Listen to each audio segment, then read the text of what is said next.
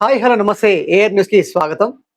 సామాజిక, రాజకీయ, ఆరోగ్య తదితర అంశాల్ని వినూత్న కోణంలో చూపించే ప్రయత్నం జరుగుతుంది. అందులో భాగంగా ఈరోజు హన్మకొండకి రావడం జరిగింది. సీనియర్ నాయకులు, అదేవిధంగా అడ్వకేట్ అయినటువంటి అన్న కంప వినోద్ అన్న గారి దగ్గరికి రావడం జరిగింది. వీరు తెలుగుదేశ పార్టీ జెండాని తన గుండెలకు హత్తుకొని, తన ఊహ తెలిసినప్పటి నుంచి ఇప్పటి వరకు కూడా ఆ జెండానే పట్టుకొని ఉన్న వ్యక్తి కొన్ని అనివార్య కారణాల వల్ల ఉమ్మడి ఆంధ్రప్రదేశ్‌లో తెలంగాణ విడిపోయిన కారణమా? సహజంగా ఆ ప్రభావం తగ్గడమా? లేదంటే తన ఉనికి కోసమా? లేదంటే అతను ఎంచుకున్నటువంటి జనాల కోసమో కొన్ని సందర్భాల్లో పార్టీ మారాల్సొచ్చింది. అయితే అన్న యొక్క జీవితం ఎంతో మందికి స్ఫూర్తిదాయకంగా ఉంటుంది. ప్రస్తుత రాజకీయ పరిస్థితులకు ఉన్నటువంటి ఈ అనుబంధం అంటే ప్రస్తుత రాజకీయ నాయకులకి కానీ, కొత్తగా వచ్చే రాజకీయ నాయకులకు గాని అన్న యొక్క జీవితము స్ఫూర్తిగా ఉంటుందని మరొకసారి తెలియజేస్తూ మనం ఇంటర్వ్యూ‌లోకి వెళ్దాం. అన్న నమస్తే. నమస్కారం. అన్న మిమ్మల్ని చాలా రోజుల తర్వాత కలవడం సంతోషంగా ఉంది. నిజంగా హ్యాపీ అన్న. అన్న మీరు టీడీపీ పార్టీ అంటే కంప వినోద్ అన్న, వినోద్ అన్న అంటే టీడీపీ పార్టీ. వరంగల్‌లో టీడీపీ గురించి మాట్లాడుకుంటే మీ పేజీని ఎవరు చెరిపివేయలేరు. అటువంటి మీరు కొన్ని సందర్భాలలో బీజేపీ పార్టీకి వెళ్ళడం జరిగింది. టీఆర్ఎస్‌కి వెళ్ళడం జరిగింది. ప్రస్తుతం కాంగ్రెస్‌లో ఉంటున్నారు. అయితే మీ యొక్క పరిచయాన్ని, ఈ నేపథ్యాన్ని చెప్పే ప్రయత్నం చేయండి. ఏఆర్ న్యూస్ సోదరుడు అనిల్ గారు నన్ను ఇంటర్వ్యూ చేయడానికి రావడం చాలా సంతోషకరం. ఇందుకు ఏఆర్ న్యూస్‌కి సోదరుడికి హృదయపూర్వక స్వాగతం తెలియజేస్తున్నాను. నేను మీ కంప వినోద్ కుమార్, న్యాయవాది. కాంగ్రెస్ పార్టీలో క్రియాశీలకంగా కొనసాగుతా ఉన్నాను. దానికి కారణం కూడా రేవంత్ రెడ్డి గారు. ఎందుకంటే వారి మార్క్ రాజకీయాలు. ఎందుకంటే తెలుగుదేశం పార్టీలో ఎదిగిన నాయకుడు. ఆ తెలుగుదేశం పార్టీ ప్రజలే సమాజమే దేవాలయం, ప్రజలే దేవుళ్ళు అనే స్ఫూర్తిని అందుకొని ఎదిగిన నాయకుడు కాంగ్రెస్‌ని లోకి వచ్చి దాన్ని ఒక కొత్త ఒరవడికి సృష్టించి తన నాయకత్వంలోని అధికారంలోకి తీసుకొచ్చారు. కాబట్టి వారి వెనుక మేము నడవడం, ఇవాళ అధికారంలోకి రావడం, ఇప్పుడు కూడా ప్రజల మన్ననలు పొందుతూ ఇవాళ ముందుకు సాగడం అనేది మాకెంతో సంతోషదాయకం. తప్పనిసరి పరిస్థితుల్లో రేవంత్ రెడ్డి గారి లాంటి నాయకుని వెనక పని చేయకపోతే అది చరిత్రలో ఆహ్, ఆహ్, వెనుకబడిపోయే ప్రమాదం ఉందని గ్రహించి రేవంత్ రెడ్డి గారి వెంట నడవడం జరిగింది. పోరాటం అంతా కాంగ్రెస్ పార్టీ వైపే జరిగింది. అప్పుడున్న పరిస్థితుల్లో. అటువంటి కాంగ్రెస్ పార్టీలో ఇప్పుడు ప్రధానంగా మీరు చేరడానికి రేవంత్ రెడ్డి గారు వచ్చారనేనా? లేదంటే కాంగ్రెస్ పార్టీ నిజంగా జనాలకు ఉపయోగపడుతుందని వచ్చారా? అప్పుడున్న రాజకీయ పరిస్థితులకు కాంగ్రెస్ పార్టీతో పోరాడవలసిన సందర్భాన్ని గుర్తించి నందమూరి తారక రామారావు అన్నగారు పార్టీ పెట్టడము. అప్పుడు మా కుటుంబం అంతా తెలుగుదేశం పార్టీకి పనిచేయడము. నేను బాల్యంలో ఆ తెలుగుదేశం జెండాని అందుకొని మ పెరగడము. ఆ తర్వాత తెలుగుదేశం పార్టీలో క్రియాశీలకంగా పనిచేయడం అనివార్యము. తర్వాత విద్యార్థి దశ నుండి, యువత దశ నుండి తర్వాత తెలంగాణలో తెలుగుదేశం పార్టీ రాష్ట్ర ఉపాధ్యక్ష స్థాయికి వారికి పనిచేయడం క్రియాశీలకంగా జరిగింది. ఆ తర్వాత రేవంత్ రెడ్డి గారి లాంటి నాయకుడు అంటే తను సమాజ నిర్మాణం కొరకు గాని, తర్వాత ఈ ప్రజలే దేవుళ్ళు, సమాజమే దేవాలయం అనేటువంటి కోణంలో ఆ తెలుగుదేశం ప్రభావం వారిపైన ఉండడం, ఇవాళ తెలుగుదేశం పార్టీ వెనుకబడిపోయింది అనుకున్నా కూడా ఇవాళ ఈ కాంగ్రెస్ పార్టీ ముందుకు రావడానికి గల కారణం కూడా తెలుగుదేశం పార్టీ ఓట్ బ్యాంక్ ప్రధాన పాత్ర పోషించింది. తెలుగుదేశం పార్టీ నుంచి నాయకులుగా, కార్యకర్తలకు తటస్థంగా ఉన్న వాళ్ళు కూడా రేవంత్ రెడ్డి గారు కాంగ్రెస్ పార్టీ అధ్యక్ష పదవులు తీసుకోవడం కారణంగానే చాలా ఉత్సాహంగా వారి గెలుపు కొరకు రాష్ట్రమంతా పనిచేయడం జరిగింది. అది విజయ దుందుబి మోగించడానికి కూడా ఒక భాగం అయిందని కూడా చెప్పక తప్పదు. ఓకేనా? తెలంగాణలో టీడీపీని లేకుండా చేయడం ఎవరి సాధ్యం కాదు. అన్న మీరు అటువంటి టీడీపీలనే లేకుండా పోయారు. ఆ తర్వాత బీజేపీలో గాని, టీఆర్ఎస్‌లో గాని, ప్రస్తుతం కాంగ్రెస్‌లో గాని రావడం జరిగింది. ఇలా మీరు వచ్చిన విధానం చూస్తే దీని వెనుక మీరేదైనా పదవులు ఆశిస్తున్నారా? రాజకీయ కోణంగా చూస్తున్నారా? పదవులు ఆశించి పార్టీలు మారడం అనేది నా నైజం కాదు.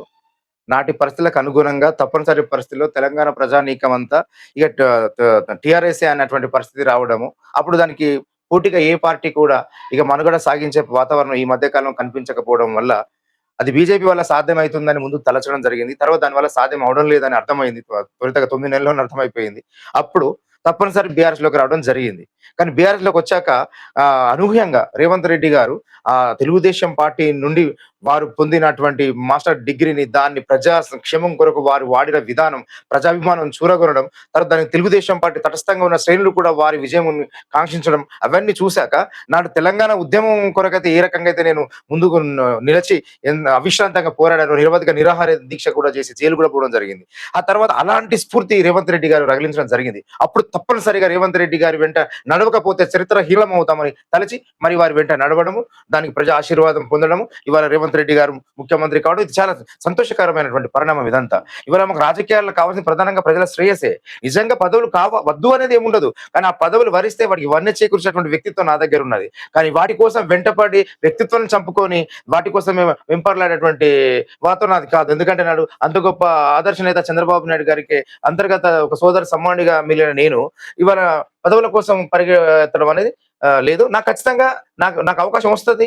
నాకు రేవంత్ రెడ్డి గారు, కాంగ్రెస్ పార్టీ అధిష్టానం నా యొక్క కష్టాన్ని గుర్తిస్తది. నాకు అవకాశం కల్పిస్తది. అందుకు మా స్థానిక ఎమ్మెల్యే రాజేంద్ర రెడ్డి గారు గాని, ఇక్కడ ఉన్నటువంటి ప్రతి ఒక్క నాయకులందరూ కూడా ఆశీర్వదిస్తారు, సహకరిస్తారు. నా సేవలు పార్టీకి గాని, ప్రజలకు గాని ఉపయోగపడేలాంటి అవకాశం ఇస్తారని మాత్రం నేను నేటికి దృఢంగా నమ్ముతా ఉన్నాను.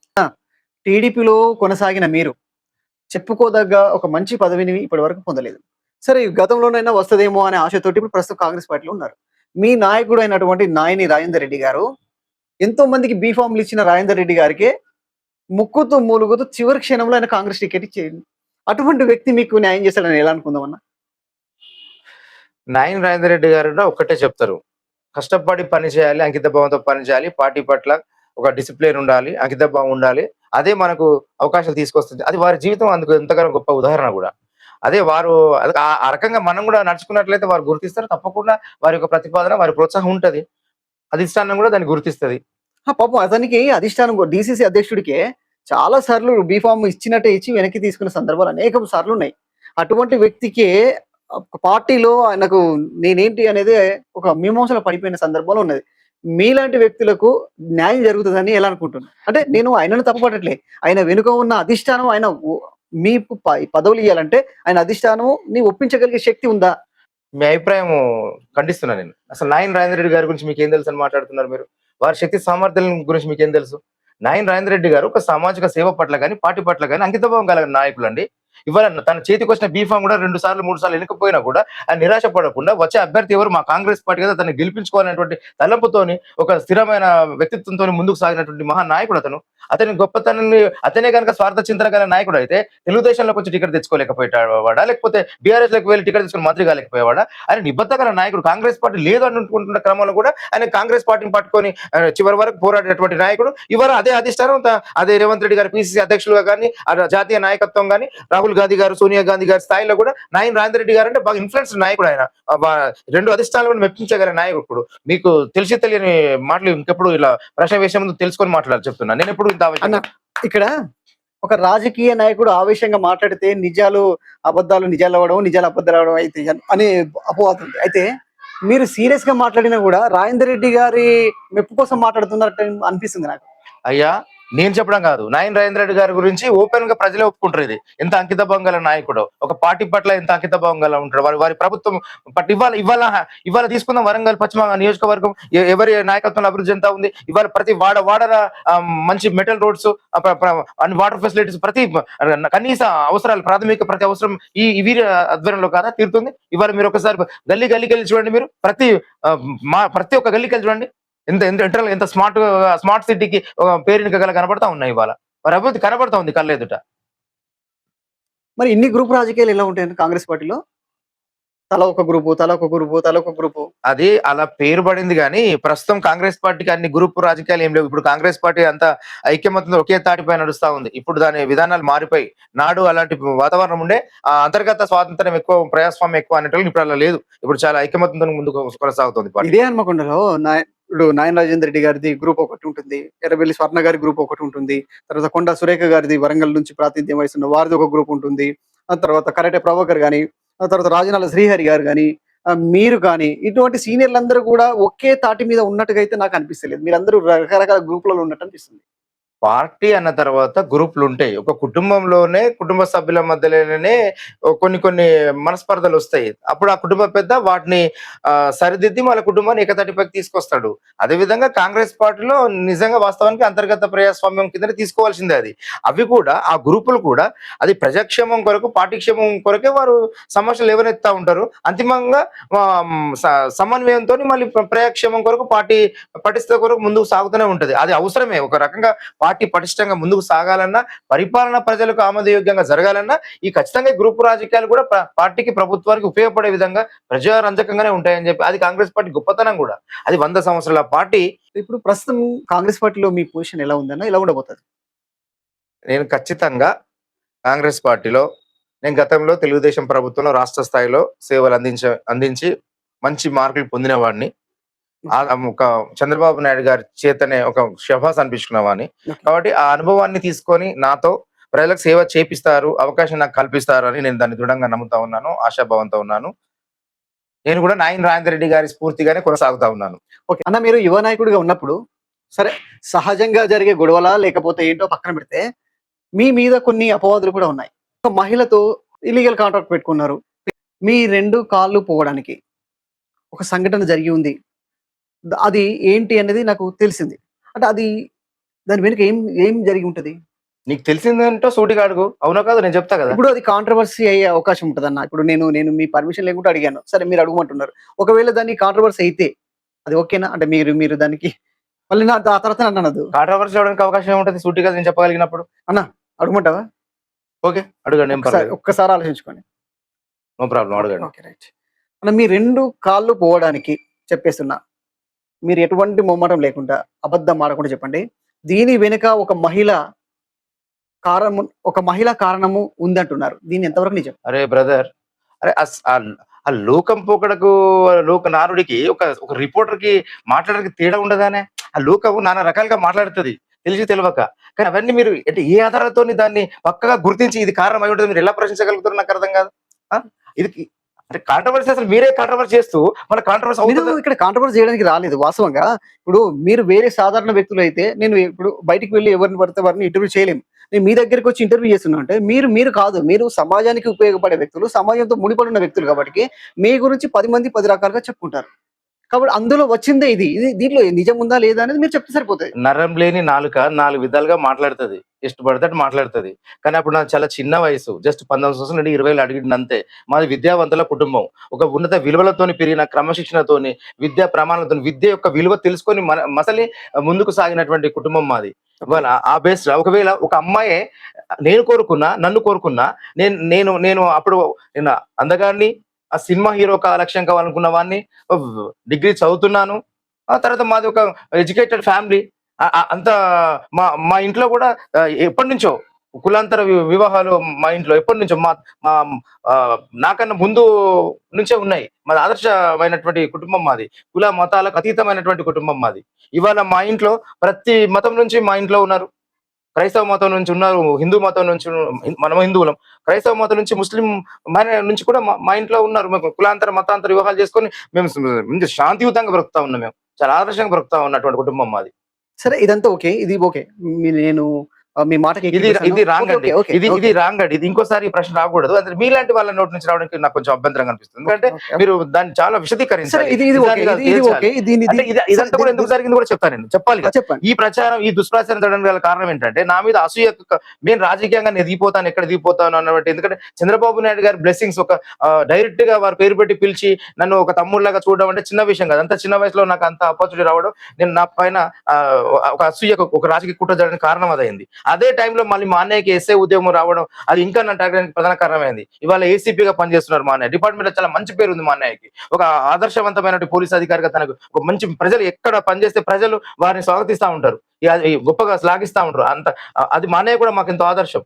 సరే, ఇదంతా ఓకే అయితే మీరు అక్కడ జరిగిన సంఘటనలో మిమ్మల్ని తరుముతున్న వారిని చూసో మరి ఏం జరిగిందో తెలియదు కానీ మీరు పారిపోతూ మీకు ఒక లక్ష్యం ఉంది. అంటే సినిమా నటుడు కావాలని ఉంది, మంచి నాయకుడు కావాలని ఉంది. ఇవన్నీ వదిలేసి వచ్చే ట్రైన్ కింద తల పెట్టాలని ఎందుకు అనుకున్నారు? నాకున్న ఇన్ఫర్మేషన్ మీకు చెప్తున్నా. నేను తల పెట్టాలని అనుకోలేదు. నేను ఆత్మహత్య చేసుకోవాలని అక్కడికి వెళ్ళింది కాదు కదా.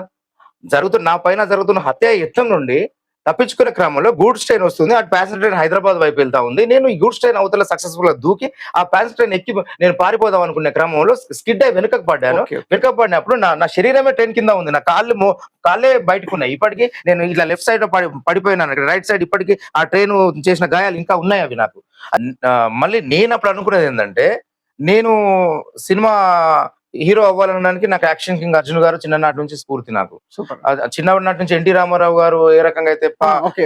రాజకీయ నాయకుడుగా స్ఫూర్తియో, ఆ తర్వాత ఎదగాలనే కాంక్షకు చంద్రబాబు నాయుడు గారు ఎలాగా స్ఫూర్తియో, ఆ తర్వాత యాక్షన్ కింగ్ అర్జున్ గారు నాకు సినిమా హీరో కావాలని ఇంట్రెస్ట్ చిన్ననాటి నుంచే 7-8 ఇయర్స్ నుంచి నేను మార్షల్ ఆర్ట్స్, జిమ్నాస్టిక్స్ అవన్నీ ప్రాక్టీస్ చేయడం జరిగింది నేను డాన్స్. అయితే అప్పుడు నేను ఈ స్థితిలో కాలిపోయిన తర్వాత ఇలా నేను బ్రతకలేను, ఈ ఈ ఈ శరీరంతో నేను బ్రతకలేను అని నాకు నేనుగా వస్తున్న ట్రైన్ కి నేను తలపెట్టి చనిపోదామని స్పాంటేనియస్ గా నిర్ణయం తీసుకున్నా. ఇప్పటికి నా మీద ఒక పేరు కూడా, ఈవెన్ ప్రకాష్ రెడ్డి గారు ఒక సందర్భంలో అన్నారు, మీరు స్పాంటేనియస్ గా నిర్ణయాలు తీసుకుంటూ చాలా అద్భుతంగా ఉంటాయని వారిని ప్రశంసడం జరిగింది, వారు వరంగల్ జిల్లా పార్టీ అధ్యక్షులుగా ఉన్నప్పుడు. అంటే నేను అంత స్పాంటేనియస్ గా నేను ఈ శరీరంతో నేను బ్రతకలేను, నా నా లక్ష్యాలకి ఇది చాలా చాలా బాధాకరమైన అంటే పరిస్థితి. నాకు నేనుగా వెళ్ళి నేను అప్పుడు తలపెట్టుదాం అనుకున్న పక్క ట్రైన్ వస్తా ఉంటే, కానీ ఇంతలో నన్ను చూపించే వ్యక్తులు అనుకుంటా వాళ్ళు ఇద్దరు, అరే వాడు ఇంకా చావలేదురా, వాడు ఇంకా చావలేదురా అని వాళ్ళు పరిగెత్తుకుంటూ వస్తుంటే, ఆహా వీళ్ళు ఎలాగో నన్ను చూపిస్తారు, నేను ఇక్కడే స్పృహ తప్పినట్టు జస్ట్ ఇట్లా యాక్ట్ చేస్తే సరిపోతే వాళ్ళే నన్ను చంపేస్తారు అనుకొని నేను అట్లా నాకు నేనే అట్లా పడిపోయా, అంటే అట్లా పడిపోయే పరిస్థితి. అంతలోనే జనం గుమిగూడము, వాళ్ళని ప్రశ్నిస్తే వీళ్ళే కారణమైన ప్రజలు వాళ్ళు పట్టుకుంటారని ఉద్దేశంతో వాళ్ళు లేదు బాలసంతరం కంపరవీంద్రన్ వాళ్ళ తమ్ముడు కంప వినోద్ కుమార్ అని చెప్పి వాళ్ళకి జంప్ అయిపోయారు. వాళ్ళు ఎవరో గుర్తించేటువంటి పరిస్థితి అప్పుడు నేను కాన్షియస్ లేను, కానీ వాళ్ళు పరిగెత్తుకుంటూ వస్తే నేను అప్పటికే ఫుల్ రక్తం పోతుంది. అప్పుడు నాకు అంత దూరంకి వెళ్ళి సౌండ్ మాత్రమే వినబడుతుంది, ఎక్కడ దూరం నుంచి మస్క ఇద్దరు వ్యక్తులు పరిగెత్తుకుంటూ వచ్చేది కనబడింది. ఇది జరిగింది తప్పితే నేను ఆత్మహత్య దాన్ని చూడండి ఎంత తేడానో.